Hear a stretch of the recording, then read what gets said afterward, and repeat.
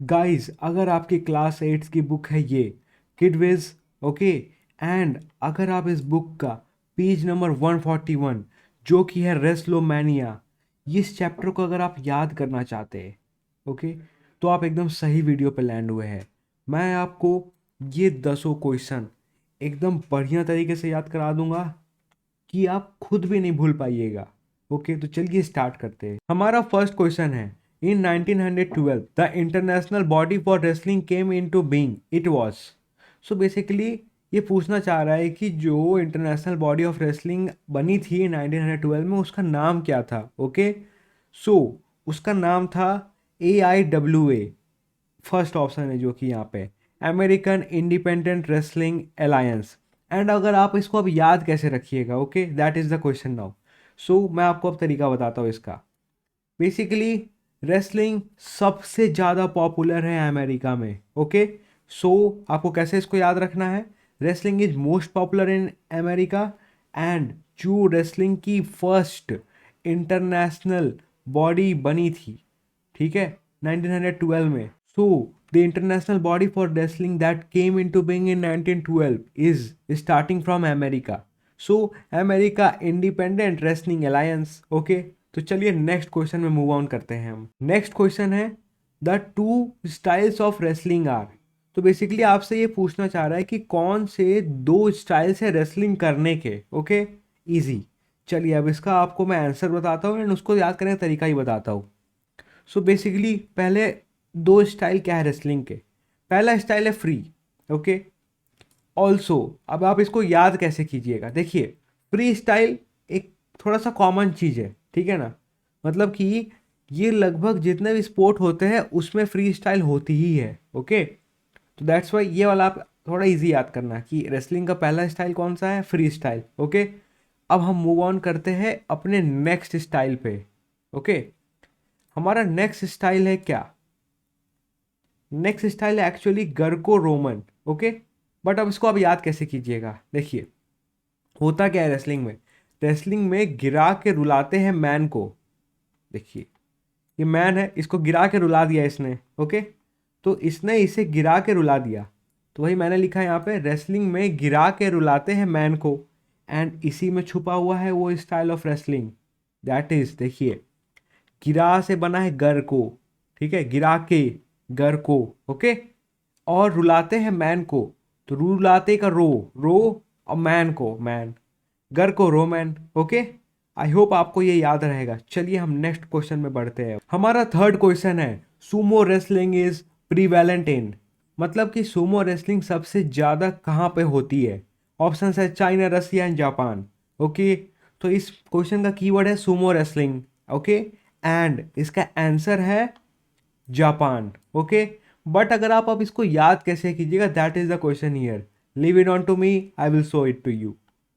सो basically क्या हो रहा है यहाँ पे, जापान में पान आ रहा है। ओके, सो पान, पान इज दिस वन जो हम लोग खाते हैं। इंडिया में एक्चुअली पान बहुत ज़्यादा खाया जाता है। सो पान में दो तीन चीज़ है जो लाइक डाली जाती है। फर्स्ट इज सुपारी, जो यहाँ बाउल में रखी हुई है, ये देखिए सुपारी। ओके, एंड सेकेंड इज इलायची, इलायची इज इन इंग्लिश कार्डामोम। ओके, सो अब आप यहाँ पे ध्यान दीजिएगा, सुपारी का सुमो को बना रहा है, और कार्डामोम का मो, मो, मो, ठीक है। तो सुमो में क्या है, सू से सुपारी है, मो से कार्डामोम है। ओके, सो सुपारी एंड कार्डामोम किस चीज में डाली जाती है, दैट इज पान, एंड पान is a part of Japan. So Sumo is prevalent in Japan. I hope आपको याद रहेगा। चलिए हम नेक्स्ट क्वेश्चन की तरफ बढ़ते हैं। गाइस, अगर आपको इसी तरह से किसी और सब्जेक्ट का या किसी और चैप्टर का ट्रिक्स के फॉर्मेट में वीडियो चाहिए जो आपका रटना आसान कर दे, तो ये रहा मेरा इंस्टाग्राम आईडी। आप मुझे यहाँ डायरेक्टली मैसेज करके बताइए कि आपको किस चीज़ का वीडियो चाहिए, and I will try my best to get it done. हमारा नेक्स्ट क्वेश्चन है, the number of styles prevalent in each category of wrestling are. Okay, so number of styles prevalent in each category, यहाँ पे सबसे important keyword कौन सा है, that is category. And हमारा answer सिर्फ इसी कीवर्ड को यूज़ करके बन जाएगा। चलिए मैं आपको दिखाता हूँ कैसे। कैटेगरी में कितने लेटर्स है? 1 2 3 4 5 6 7 8, ओके, एंड आंसर भी 8 है। सो बेसिकली आपको इसको ऐसे याद रखना है, the number of styles prevalent in each category of wrestling are 8, okay. And कैसे आपको एग्जाम हॉल में ये याद आएगा, कैटेगरी में कितने लेटर्स थे? 8। So our final answer is 8। चलिए हम बढ़ते हैं अपने नेक्स्ट क्वेश्चन की तरफ। हमारा नेक्स्ट क्वेश्चन है, the Indian wrestler who won A medal in Olympics 2008, okay. So basically क्या यहाँ पे क्वेश्चन है, कौन सा इंडियन रेसलर है जिन्होंने एक मेडल वॉन किया था इन 2008 ओलंपिक्स, ओके। तो चलिए आपको मैं इसका ट्रिक बताता हूँ। सो एक चीज़ आप ध्यान दीजिएगा, हमारा क्वेश्चन था कि कौन से ऐसे इंडियन रेसलर है जिन्होंने एक मेडल जीता है, ओके। सो मेडल जीतने के बाद वो बहुत ही सज्जन रहे, ओके। दैट्स वाई उनका नाम में भी वो चीज़ है।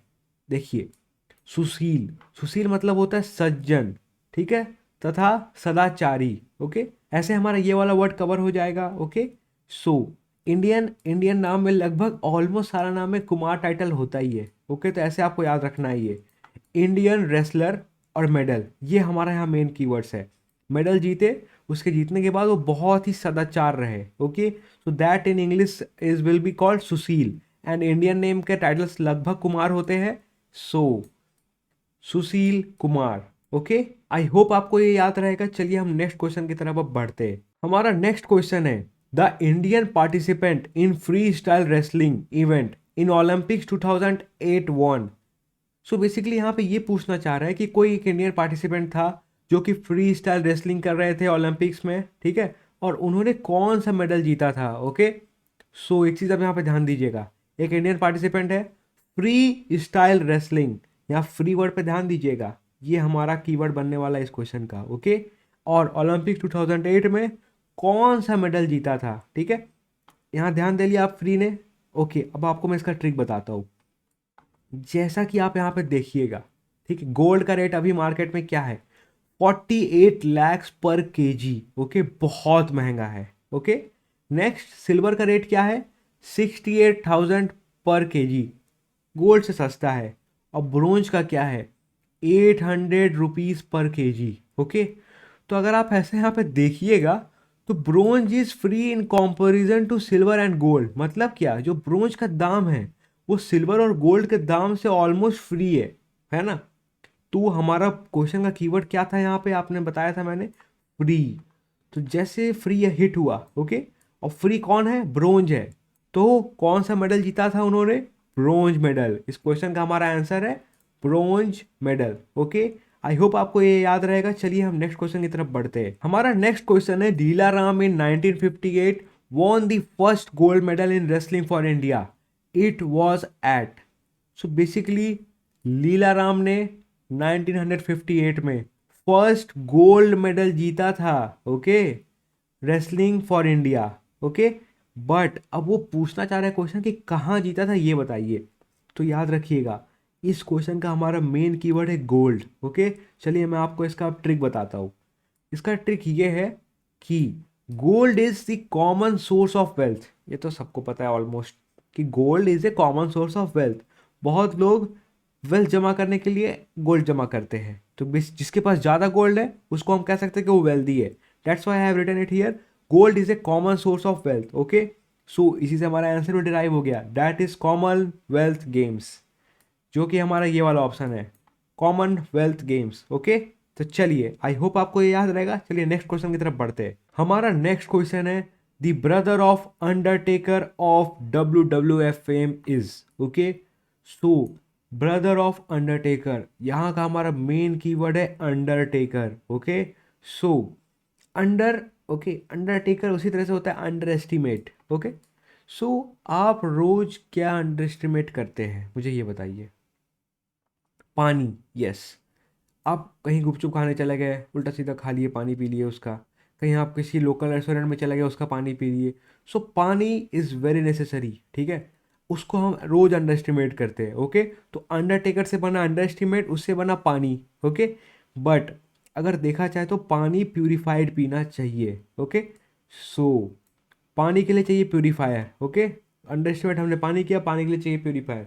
और प्यूरीफायर की एक बहुत बढ़िया कंपनी है केंट। ओके, सो आप यार आपको अगर गूगल कर लीजिए केंट वाटर प्यूरीफायर्स, आप देख लीजिए पूरा वेबसाइट उसकी बनी हुई है, आपको दिख जाएगा। ओके, सो पानी हम अंडर एस्टिमेट किए, प्यूरीफायर चाहिए, कैंट चाहिए, और यही हमारा आंसर है।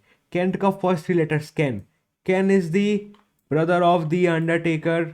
ओके, ये देखिए first option Kane is our right answer. I hope आपको ये याद रहेगा। चलिए हम नेक्स्ट क्वेश्चन की तरफ बढ़ते। नेक्स्ट क्वेश्चन है the player who won silver medal in London Olympics in 2012। Okay, so यहाँ पे क्या क्या कीवर्ड बन रहा है, won silver medal in London Olympics, okay, in 2012। अब थोड़ा सा आप ध्यान दीजिएगा, यहाँ पे लंदन का मैं डॉन DON उसको मैं कीवर्ड पकड़ा हूँ। क्यों पकड़ा हूँ आपको अभी कुछ देर में तुरंत समझ में आ जाएगा। ठीक है, पहला चीज़ तो ये सेम एज क्वेश्चन 5 इसका आंसर है जो कि है सुशील कुमार। ओके, तो देखिए सुशील कुमार उस टाइम क्यों आए थे क्वेश्चन 5 के आंसर में, क्योंकि उन्होंने एक मेडल जीता था। ठीक है, दैट्स वाई वो मेडल जीतने के बाद बहुत ही सज्जन रहे थे। सज्जन मीन्स समझ रहे हैं ना आप, सुशील। दैट्स वाई वो क्वेश्चन 5 के आंसर थे। अगेन वो अब रिपीट हुए हैं और यहाँ पे उन्होंने और मेडल जीते हैं। तो अब हम ऐसा एज्यूम कर रहे हैं कि वो एक मेडल जीते थे उस टाइम और फिर वो और मेडल जीतते गए। दैट्स वाई वो अपने फील्ड के एकदम डॉन बन गए। डॉन समझते हैं ना, एकदम खतरनाक प्लेयर। तो that's why Sushil Kumar became a don after winning so many medals. ठीक है, तो आपको ये कैसे याद आएगा, लंदन ओलंपिक्स जिस भी क्वेश्चन में आएगा, ठीक है, डन आया, डॉन आया, उसमें डॉन डॉन कौन थे, सुशील कुमार थे। सो इस क्वेश्चन का भी आंसर होंगे सुशील कुमार। ठीक है, क्वेश्चन 9th का भी आंसर है सुशील कुमार। आई होप आपको ये ट्रिक याद रहेगी। हमारा नेक्स्ट क्वेश्चन है who is known as the Terry Gene Bollea in the ring. Okay, तो यहाँ पे कीवर्ड हमारा क्या है, टेरी जीन बोलिया। यहाँ पे आपको मैं कीवर्ड पकड़ रहा हूँ जीन। ओके, जीन पे ध्यान दीजिएगा, एकदम फोकस डालिएगा जीन पे। और अभी आपको तुरंत मैं इसका ट्रिक बताता हूँ। जीन पे आपने फोकस डाला हुआ है, अब आप ध्यान दीजिएगा जो हल्क है, Hulk got exposed to gamma radiation. Hulk पहले हल्क नहीं था, वो हल्क बना था। ठीक है, वो कैसे बना था, वो गामा रेडिएशन से एक्सपोज हो गए थे। ओके, सो हुआ क्या, जब गामा रेडिएशन से एक्सपोज हुए तो उनकी जीन अपग्रेड हो गई। Okay, that's why I told you कि आप यहाँ पे कीवर्ड पकड़िएगा जीन। ओके, बिकॉज उससे यहाँ पे लिंक बनेगा। ठीक है, अब जब उनकी जीन अपग्रेड हो गई, आपको इससे क्या याद आएगा, जीन यहाँ पे भी आएगा, जीन अपग्रेड आएगा, आपको हल्क के बारे में याद आएगा। ओके, और इस क्वेश्चन का आंसर भी है हल्क होगन। ओके, तो ऐसे आप इसको याद रखिएगा। आई होप आपको ये याद रहेगा। तो इसी तरह से हमने ये पूरा चैप्टर खत्म कर लिया है। आई होप अब अगर एग्जाम में इन 10 में से कोई एक क्वेश्चन आएगा तो आप उसे बड़े आराम से हैंडल कर लीजिएगा। बट एक बात याद रखिएगा, मैंने इसी तरह से बाकी पूरे जीके बुक की वीडियो बनाई है एंड उसका प्लेलिस्ट का लिंक मैं डिस्क्रिप्शन का पहला लिंक में डाल दे रहा हूँ। आप जरूर से चेकआउट कीजिएगा एंड बाकी चैप्टर्स को भी आप इसी तरह से रेडी कर लीजिए, सो आप एग्जाम में बिल्कुल कुछ भी ना भूलें। चलिए मिलते हैं नेक्स्ट वीडियो में, टिल देन बाय।